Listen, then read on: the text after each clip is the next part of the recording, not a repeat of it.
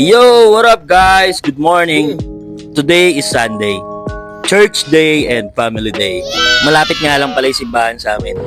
So ito, dumating na kami. Wala nang parking sa loob kaya dito na lang kami sa gilid ng highway. Bakit nga ba tayo nagsisimba guys? Yung iba para sa mga kahilingan, yung iba para humingi ng kapatawaran. Ako, parehas. Tao lang tayo nakakapagdesisyon at nakakagawa ng hindi tama. Nandito ako ngayon para mabago yun. Pero syempre, nasa akin pa din kung paano ko gagawin. Kaya huwag kayo basta-basta magdedesisyon pagkagalit kayo o mainit ng ulo nyo. At huwag din kayo magdedesisyon pagka masaya kayo. Huminga ka muna ng mga 3 seconds para makapag-isip at hindi ka makagawa ng maling desisyon. Oh yeah. So ito, tapos na yung misa. Medyo alanganin na nga yung parking ko kasi wala na mga sasakyan sa harap. So ito, papunta na kami ng SM Pal. Pagkatapos magsimba, syempre kakain. Bihira ako tumaranasan nung bata ako. Kaya pinaparanas ko sa anak ko ngayon. Pero balance lang. Pag may pera, sige. Pag wala, manahimik. Eto, nakapasok na kami sa loob. Nag-iisip na yung anak ko kung saan kami kakain. Medyo gutom na din kasi kami. Shoutout nga pala sa mga nagrally dyan sa Maynila. Saludo sa inyo. Gawin nyo lang mapayapa. Ayaw natin ang magnanakaw sa gobyerno. So ito, balik tayo. Dito nga pala namin napiling kumain sa Kenny Rogers. Ang in-order ng asawa ko at anak ko, solo A. Ako naman, solo B. Yung dalawa yung side dish. Roasted chicken lahat. Habang naghihintay ng order, sabi ko nga sa anak ko, gayahin niya yung gupit ko. Ang pongi, di ba? Medyo gutom na nga yung asawa ko niyan. Sabi ko, lalo kang gumaganda pag gutom ka. So ito, dumating na yung mga orders namin. Nagsimula na din kami kumain. Tara guys, ciao! Pina-upgrade ko nga pala yung rice ko niyan. Pinapalitan ko ng Java rice. Mag-add ka lang ng 15. Una kong tinikman, yung macaroni. Ang sarap guys, nakakangilo nga lang. Ang lamig kasi. Sinunod ko yung muffins. Ang sarap din, kaso nakakauhaw. Pinato ko yung chicken macaroni dito sa muffins. Ang sarap niyan guys. Isinunod ko yung mac and cheese. Ang sarap talaga ng mac and cheese ng Kenny Rogers. Hindi maalat. Yung pinaka cheese sauce yung malalasahan mo. Sunod kong tinikman yung cheese corn. Ganun din, sauce din ng mac and cheese. Tinikman ko na yung roasted chicken. Ang sarap talaga ng chicken ng Kenny Rogers. Sakto yung pagkakatimpla. Ito, hinalo ko na sa rice. Unang subo with rice. Ang sarap guys. Ang sarap ng Java rice. Merong bell pepper, may mga meat. Kaya sulit yung pagkaka-upgrade ko.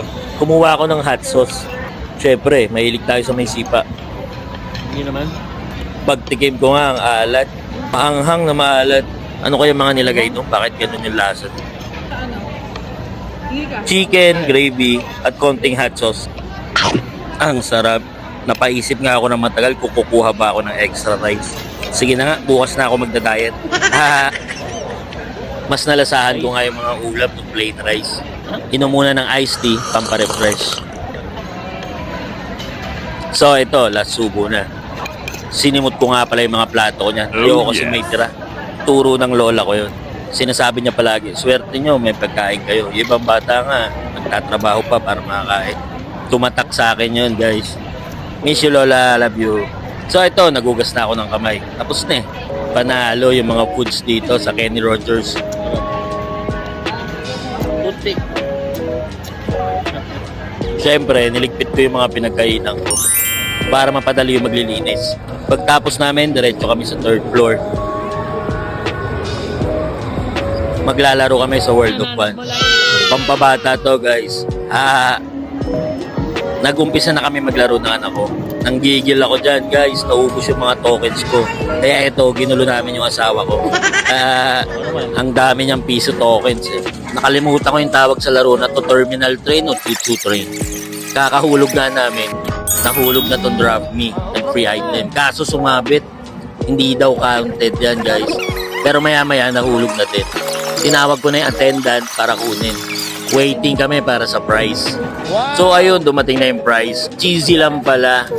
Pero pwede na. Umorder yung anak ko ng double dutch sa Dairy Queen. Habang naglalakad kami, nakakita nga pala kami ng mascots. Tapos may mga drum and lyre. Para pala to sa event ng SM. Sale kasi, 3 days. So ito, Jollibee kami. Pampasalubong.